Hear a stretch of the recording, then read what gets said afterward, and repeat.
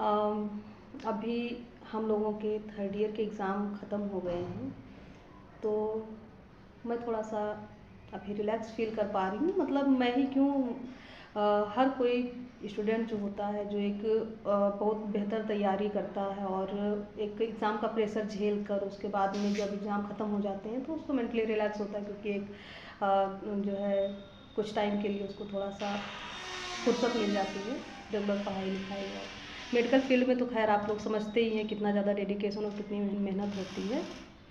तो अब जैसा कि मेरा चैनल है, मतलब हिंदी को ही समर्पित है, डॉक्टर रेखा वर्मा करके। और मैं हमेशा ही कुछ ना कुछ पंक्तियाँ लिखती रहती हूँ, लेकिन इतना टाइम नहीं मिल पाता कि मैं उसको डेडिकेट होकर मैं हर दिन उसको पोस्ट कर पाऊँ। तो मेरी काफ़ी लंबे टाइम पहले मैंने लिखी थी एक पंक्ति, तो मैं उसको डेडिकेट करना चाहूँगी अपने बहुत सारे साथियों को, जो कि मुझसे आगे भी निकल चुके हैं और जो कि मुझसे पीछे भी होंगे और आने वाले होंगे, जो जूनियर हमारे। और जितने भी लोगों ने नीट की तैयारी की होगी वो सभी इस चीज़ को बेहतर ढंग से समझ पा रहे होंगे, खास करके ऐसे स्टूडेंट जो कि 2 या 2 से ज़्यादा ड्रॉप लिए हैं। तो हम लोगों के टाइम में भी ऐसा ही था और हम लोग बहुत ही ज़्यादा निराशा में चले गए थे।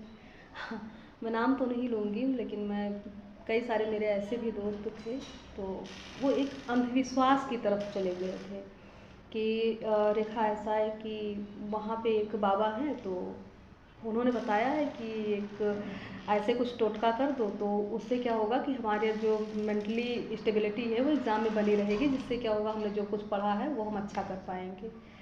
तो मैंने कहा कि ठीक है भाई, तो लोग करके देख लो और अगर हो जाता है तो फिर बताना जैसा होगा।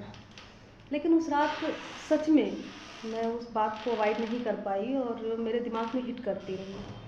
तो उसी रात, क्योंकि निराश तो मैं भी थी, एग्ज़ाम का रिज़ल्ट कुछ हो नहीं रहा था, तो मैंने जो है उस दौरान एक जो है कविता लिखी थी। तो कुछ इस तरीके से थी उसकी पंक्तियाँ कि जब सब कर्मों पर ही निर्भर है तो निठुर नियत पर रोना क्या। जब सब कर्मों पर ही निर्भर है तो निठुर नियत पर रोना क्या। निर्भीक हो अधिकार लेना है, फिर भिक्षा की याचना क्या। पाना होगा विषम परिस्थितियों में भी अपनी मंजिल पाना होगा।